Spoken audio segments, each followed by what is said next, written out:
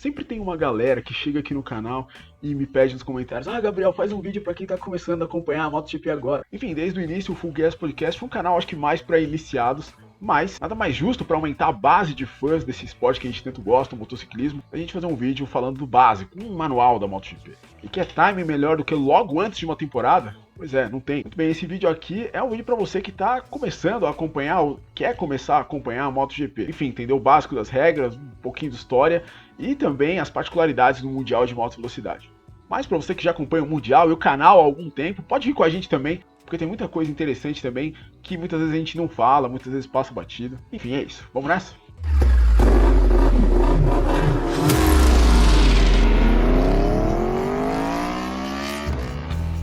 Muito bem, antes de começar eu gostaria de lembrar aos amigos que se inscrever aqui no canal é de graça.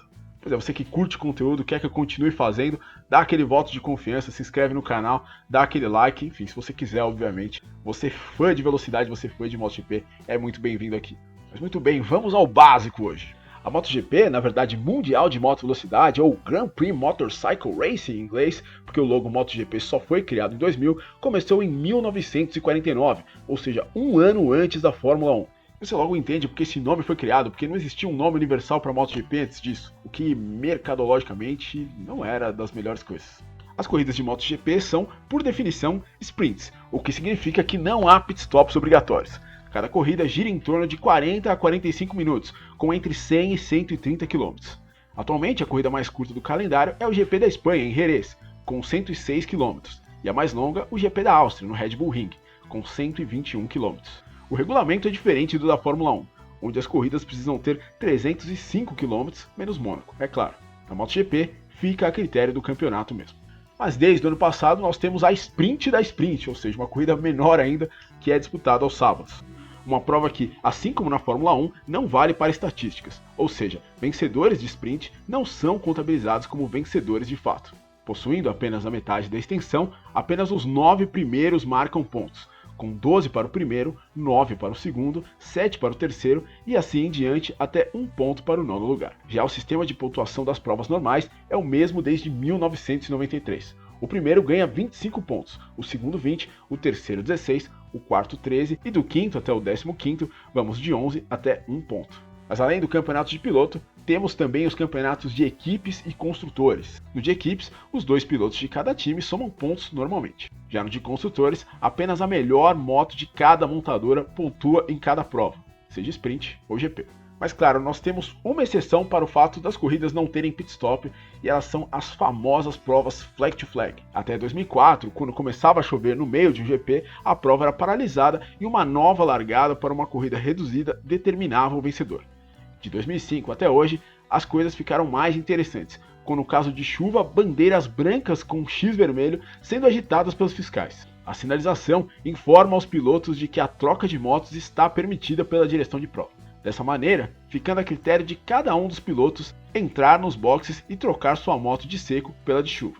Lembrando que uma parada custa mais ou menos 30 segundos. No caso de uma prova que começa no molhado, cabe ao piloto entrar no box quando e se ele achar necessário, sem a direção de prova agitar bandeira nenhuma. Lembrando que não há comunicação por rádio na MotoGP, só pelas placas do pit wall e pelo painel das motos. Mas nesse caso, só o boxe e a direção de prova enviam informações aos pilotos, no caso de alguma instrução ou penalização. O formato flag to flag melhorou tanto a dinâmica das corridas quanto a segurança, já que por vezes em anos anteriores pilotos eram obrigados a relargar em pista úmida com pneus de seco, pelo fato de a chuva já ter acabado, o que resultava em acidentes. Mas o formato flag to flag ele só existe na MotoGP, Moto2 e Moto3, quando não há uma moto reserva montada no box, seguem sendo ainda no velho sistema de bandeira vermelha quando começa a chover no meio de uma corrida. Mas citando as outras categorias, vale a pena a gente falar do formato do final de semana. Uma coisa legal da MotoGP é que sempre todas as categorias foram consideradas campeonatos mundiais, ou seja, campeões de Moto2 e Moto3 são também considerados campeões mundiais, diferentemente dos campeões de Fórmula 2 e Fórmula 3, categorias que nem acompanham a Fórmula 1 o ano todo. Mas onde eu quero chegar com isso é que o final de semana da MotoGP ele é sempre muito carregado de ação na pista. Tudo normalmente inicia na sexta-feira, às 9 horas da manhã locais, com os TLs 1 de Moto3, Moto2 e MotoGP, respectivamente. À tarde, elas retornam à pista para a segunda jornada de treinos, mas atenção, o treino da MotoGP não é livre. Com 1 hora, ele é válido para a formação da classificação de sábado, com os 10 melhores passando direto para o Q2. No sábado, Moto2 e Moto3 disputam o terceiro treino do seu final de semana e o último dos 2 válidos para a formação do Q2, com 14 pilotos. Em seguida, a MotoGP faz seu último treino livre antes da classificação, disputado ainda de manhã. Além dos 10 pilotos definidos na sexta, 2 pilotos avançam do Q1 para o Q2, que define o pole e os 12 primeiros do grid, com a formação do 13º ao 22º tendo sido já previamente definida no Q1. Moto2 e Moto3 fazem o mesmo em suas classificações, entretanto, com 4 pilotos indo do Q1 para o Q2. Logo depois dos treinos, temos a sprint da MotoGP. No domingo, o dia mais tranquilo, a MotoGP faz o warm-up e as 3 corridas ocorrem normalmente a partir das 6 da manhã no horário de Brasília, com a MotoGP tradicionalmente largando às 9. Isso quando não precisa fugir de algum conflito com a Fórmula 1. E desde 2019 ainda temos a Moto E aí na programação da MotoGP, como se não bastasse 3 categorias, ainda tem mais uma. Os treinos livres são realizados na sexta, nos intervalos das atividades de pista dos outros 3 campeonatos, com a classificação depois do treino da tarde da MotoGP. As corridas ocorrem no sábado, uma após a classificação para a MotoGP e outra depois da sprint da MotoGP. Por uma questão de autonomia, as corridas duram apenas 35 km, o que dá entre 7 e 8 voltas. Importante a gente dizer que quem decide todo esse schedule é a Dorna, uma empresa espanhola que detém os direitos de imagem da MotoGP desde 1992 e que paga um FII anualmente para a Federação Internacional de Motociclismo para continuar com essa gestão. E desde 2013, a Dorna também comanda o Mundial de Superbike. E no que ele é diferente da MotoGP, você pergunta? Simples, as motos que correm lá precisam estar à venda no mercado e com uma tiragem mínima. Já na MotoGP, a moto não pode estar à venda, porque é um campeonato exclusivo de protótipos. Pense na MotoGP como a Fórmula 1 e o Mundial de Superbike como uma categoria de carros de turismo. Mas são 4 categorias, ou seja, 4 tipos diferentes de motos. Vamos conhecê-las. Uma moto de MotoGP tem hoje em dia cerca de 300 cavalos de potência gerados por um motor de 1000 cilindradas 4 tempos com 4 cilindros. Com a Yamaha usando esses cilindros em linha e Honda, Ducati, Aprilia e KTM utilizando em V. E tem um vídeo aqui no canal que explica a diferença entre V4 e 4 em linha, vai aparecer aqui em cima. Com torque de cerca de 120 newtons e peso mínimo de 157 kg, as motos ultrapassam 360 km por hora, como fez o sul-africano Brad Binder, chegando a 366,1 km por hora durante a sprint do GP da Itália de 2023, um recorde histórico. Já a Moto2 tem motor monomarca, é o Triumph, de 765 cilindradas com 3 cilindros. Ele possui 140 cavalos, 80 Nm de torque e é capaz de chegar aos 300 km por hora. A Moto3 possui motores monocilíndricos de 250 cilindradas, cerca de 60 cavalos e 28 Nm de torque, podendo passar dos 250 km por hora. Já a Moto E utiliza motos da Ducati, tem cerca de 160 cavalos, um torque de 220 Nm e podem chegar a 270 km por hora. Mas falando em cilindrada, você já deve ter esbarrado por aí com o fato de que a MotoGP anteriormente era 500 cilindradas, a Moto2 250 e a Moto3 125. Mas por que rebatizaram essas categorias? Por que essa mudança de nome? Em 2002, visando reduzir as emissões e aproximar os protótipos das motos de rua, o Mundial subiu a cilindrada da 500 para 990. 2 anos antes disso, em 2000, o logo MotoGP foi criado para designar o Mundial, batizando assim a categoria principal na mudança de cilindrada. Também rumando para motores 4 tempos, a 250 se tornou Moto2 em 2010 e a 125 se tornou Moto3 em 2012. E por essa mudança de nome, muita gente gosta de separar essas categorias em dois, como se 500 cilindradas e MotoGP fossem coisas diferentes, o que não me inclui. Na minha opinião, separar 500 cilindradas de MotoGP é tão bizarro quanto você separar a Fórmula 1 da era 100% combustão, da era agora híbrida, como se fossem 2 campeonatos diferentes. Não faz o menor sentido. A MotoGP / 500 cilindradas sempre foi o topo do motociclismo.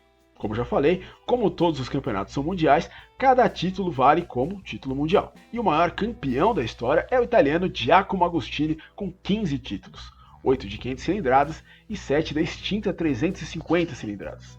Ele é seguido pelo espanhol Ángel Nieto, que, muito supersticioso, gostava de dizer em vida que havia sido 12 mais uma vezes campeão em vez de 13. 7 de 125 e 6 na extinta 50 cilindradas. No top 10 de campeões da história estão apenas 2 pilotos que correram nas últimas 2 décadas. Valentino Rossi com 9 títulos, 7 de MotoGP, 1 de 250 e 1 de 125, e Marc Marquez com 8, 6 de MotoGP, um de Moto 2 e um de 125. Mas é importante dizer que esses pilotos dos anos 50, 60 e 70 era meio praxe eles andarem em mais de uma categoria ao mesmo tempo, algo que não existe mais hoje em dia devido a, entre outros fatores, uma maior profissionalização. Um piloto hoje não daria conta disso nem dentro nem fora da pista. O último piloto a conseguir ser campeão em duas categorias ao mesmo tempo foi o Fred Spencer em 1985, ele foi campeão de 500 e 250 cilindradas. Na categoria principal, além de Agostini, Rossi e Marques, outro grande multicampeão é o australiano Michael Durham, penta nos anos 90. Depois dele vem os tetras John Surtees, único campeão de MotoGP e Fórmula 1 na história, Mike Haywood, que também foi correr de Fórmula 1 após a carreira nas motos, e Ed Lawson, principal campeão dos Estados Unidos, país que por muito tempo comandou a categoria principal. Além de Marques, o grid atual da MotoGP tem outros 3 campeões, Juan Mir, Fábio Quartararo e Francesco Bagnaia, atual bicampeão.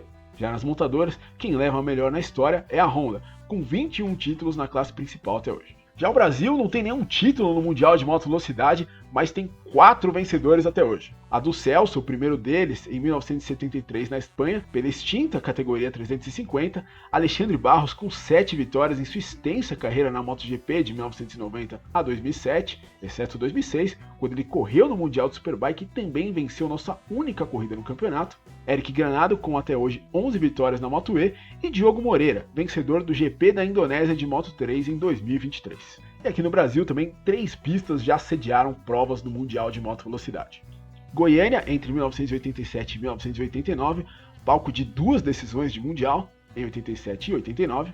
Interlagos, palco de uma corrida bem polêmica em 1992. Inclusive tem vídeo aqui no canal sobre essa corrida única da MotoGP em Interlagos, vai aparecer aqui em cima. E Jacarepaguá, que sediou provas entre 1995 e 2004, exceto 1998. Infelizmente, com o fim de Jacarepaguá, atualmente não temos circuitos aptos a receber provas de MotoGP, o que nos faz estar há 20 anos fora do calendário. Mas se você acompanha a MotoGP há algum tempo, você já viu que o projeto das motos, o nome de batismo delas, não muda de um ano para o outro, em contraste com a Fórmula 1, que muda o nome do projeto todo ano, né? O carro é sempre diferente. Isso acontece porque as novas motos sempre são uma evolução do modelo anterior e não um novo conceito. E aí, pelo fato de não ter tanto lugar para inovar assim numa moto, é uma convenção não mudar o nome dos projetos. A exceção é a Ducati, que batiza as motos de Desmosed GP mais o ano no final.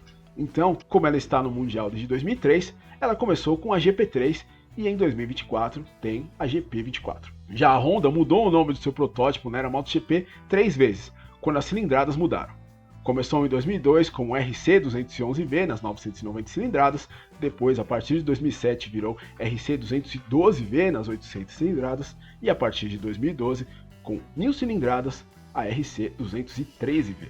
E um conceito muito interessante que existe na MotoGP são as equipes satélites. Se na Fórmula 1 cada time tem que obedecer a regras para ser considerado um construtor, na MotoGP é permitido que uma fábrica ceda seu equipamento a times particulares, que podem ser chamados de independentes, privados ou satélites. Essas equipes recebem equipamentos via leasing, ou seja, pagam uma espécie de aluguel por um ano. Entretanto, atualmente as fábricas têm apoiado cada vez mais as equipes satélites devido ao fato de não se poder mais testar tanto quanto há décadas atrás devido aos regulamentos para o controle de gastos. Dessa forma, a Ducati foi a pioneira em 2013 ao alinhar 4 motos iguais no grid, para usar os fins de semana de corridas para testar e ter o dobro de feedback, em vez de ceder motos no ano anterior e até mesmo com limitação de giros aos clientes. E sim, ceder motos piores para as equipes clientes foi praxe na MotoGP durante muitos anos.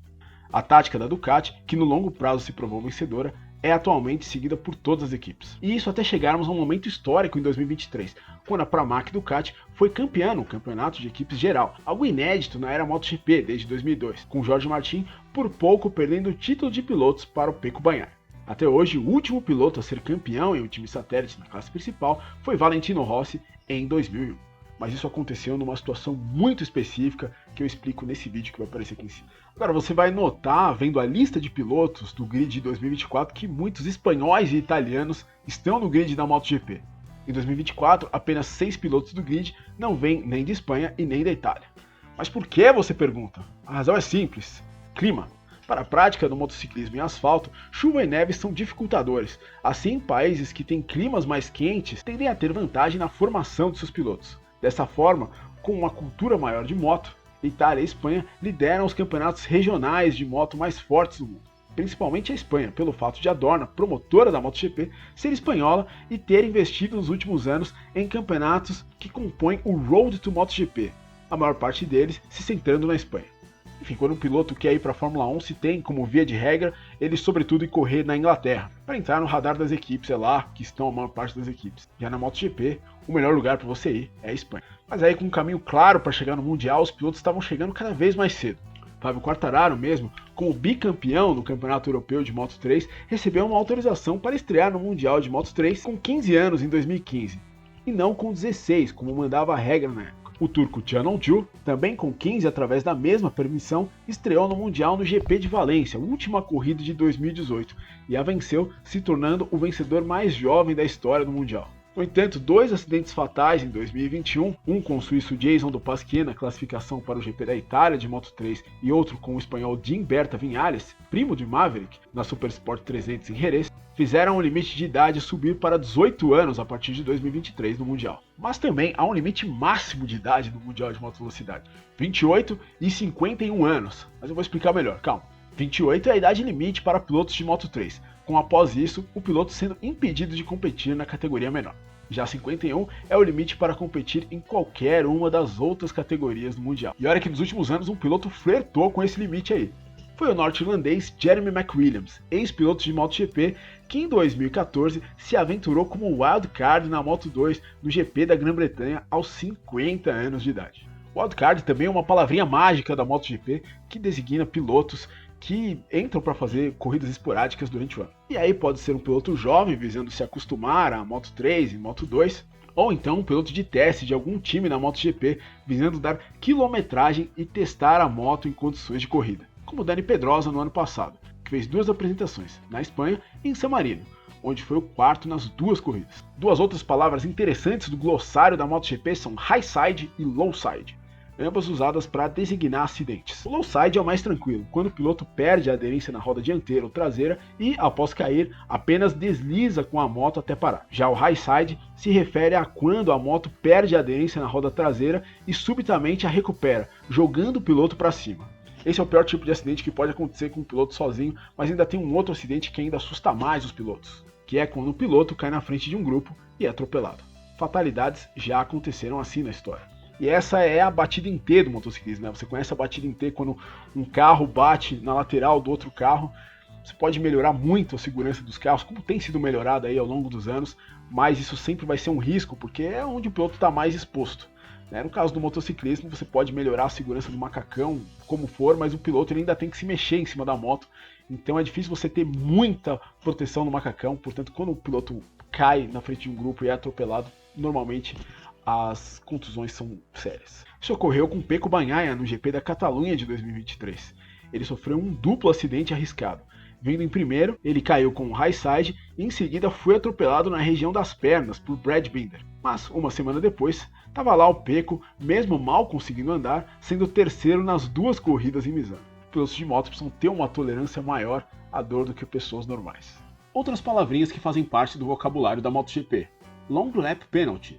Desde 2019, a MotoGP, buscando fugir de punições de tempo, trouxe uma solução diferente. Fazer os pilotos, em vez de serem punidos com 5 segundos como ocorre na Fórmula 1, darem uma volta longa, ou seja, utilizarem um traçado maior que o habitual para serem punidos fisicamente e não apenas do cronômetro. Se você já lê notícias na MotoGP, certamente já topou com a palavrinha feeling, no contexto de pilotos, falando possuir mais ou menos feeling na moto. Isso vai além apenas de uma sensação. Essa expressão se refere ao quanto a moto dá de confiança ao piloto para que ele possa explorar os limites do equipamento sem se sentir à margem de um acidente. Já o pneu assimétrico, utilizado em quase todos os finais de semana de corrida, se refere a um pneu que tem compostos diferentes dos 2 lados. Isso varia do layout de pista para pista, com a borracha mais dura sempre sendo colocada do lado que será mais exigido no circuito em questão.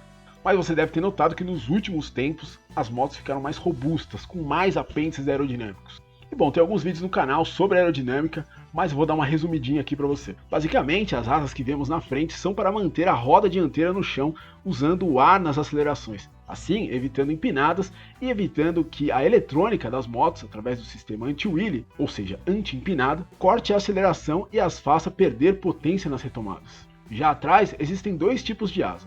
uma chamada estegossauro, que parece ter chifres e ajudam o piloto a manter uma velocidade maior nas curvas, por inclinadas elas se tornarem asas de verdade, e uma outra asa horizontal, que ajuda a manter a traseira no chão nas freadas, para que o piloto, através do freio traseiro, consiga usar 2 apoios na frenagem, assim freando mais tarde e parando mais a moto.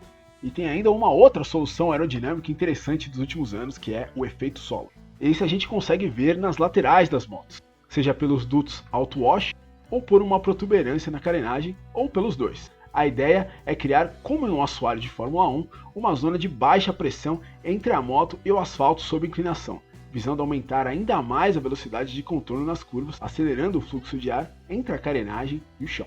E o pai de toda essa revolução técnica na MotoGP é o Didi Dahlin, o diretor-geral da Ducati.